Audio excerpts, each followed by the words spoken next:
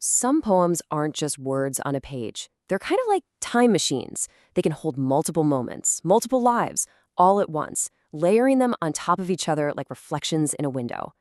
Today, we're going to step inside one of those poems to see how two completely different journeys, separated by years, can tell one single, really powerful story. And boom, just like that, with one single line, we're there. It's 1959. We can almost smell the diesel from the train. A story is already in motion. This isn't just an opening line, right? It's an invitation into a past that feels incredibly specific and deeply personal. So the poet we're talking about is Natasha Trethewey, and this poem is one of the emotional anchors of her amazing collection, Native Guard. And the whole book is this stunning conversation between her own personal grief, specifically for her mother, and the huge, often erased canvas of American history. All right, so let's follow that first story, the one that kicks off in 1959. This is the story of a young woman's journey, a ride that's just fueled by this pure, unfiltered hope of getting away, of starting over. And listen to these details Trethewey gives us. They're so vivid. She's painting a picture not just of a place, but of a feeling her mother's absolutely desperate to leave behind. I mean, the dirt roads and that shotgun house, that's not just scenery. It represents a life that's too small. This isn't just a trip. It's a flight toward a brand new beginning. For her, California isn't just a state on a map. It's a promise. The whole journey west is driven by this dream of reuniting with a father she's only ever seen in a single photograph. And it's a hope she clings to for days as that train just clicks and clacks its way across the country. And here's where that hopeful journey just hits a wall.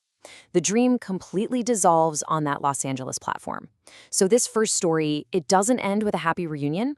It ends with disappointment, which sets up this powerful theme of the failed journey that's going to echo later on. Okay, so now let's fast forward. The poem pivots, and suddenly we're on another train, on the very same line, but this journey feels completely different. It's a trip taken by the poet herself and her mother, and it's a ride that is just shadowed by everything that came before. So this isn't some random trip, it's a conscious act of remembrance. The mother actually insists on this final ride. But this time, they're not heading west, chasing dreams of the future. No, they're heading east, back into the past. And just to add another layer of memory, another failed journey, the poem tells us that years before, a different train, one carrying them to meet the poet's own father, it derailed. So this second ride isn't just about the mother's disappointment back in 1959. It's carrying all this weight, this whole history of things going wrong. So here's the big question, right? How do these two separate, really difficult journeys come together to create the poem's powerful core? Well, what Trethewey does is layer these stories, letting them speak to each other across time, creating this incredible dialogue between past and present. And this contrast is everything.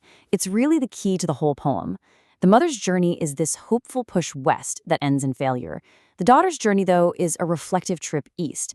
And it's inside that reflection, surrounded by all these memories of failure, that a whole new kind of understanding starts to take shape. The main technique she's using here is called juxtaposition, and all that means is placing two things side by side to see what happens. By putting these two timelines right next to each other in the same poem, Trethewey creates this powerful commentary on memory and the cycles that repeat through generations.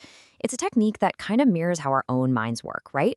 The past isn't behind us, it's right here, riding alongside us. And this is the breathtaking moment where it all just clicks into place.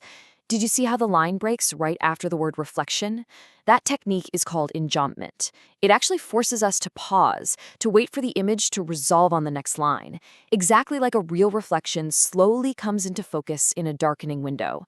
The very structure of the poem is mimicking the experience it's describing. It's brilliant. So what's the big idea here? The poem is suggesting that true understanding, real clarity, doesn't always come from the bright light of day or from happy endings. Instead, it's in the fading light, in the darkness, that things become clear. This dark and certain vision of her mother is found not in spite of the darkness of grief and memory, but because of it.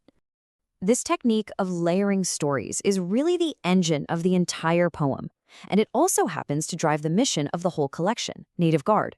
So, just like the Southern Crescent layers the mother's and daughter's stories, the collection as a whole layers the poet's personal grief over another buried history, the story of the Louisiana Native Guards.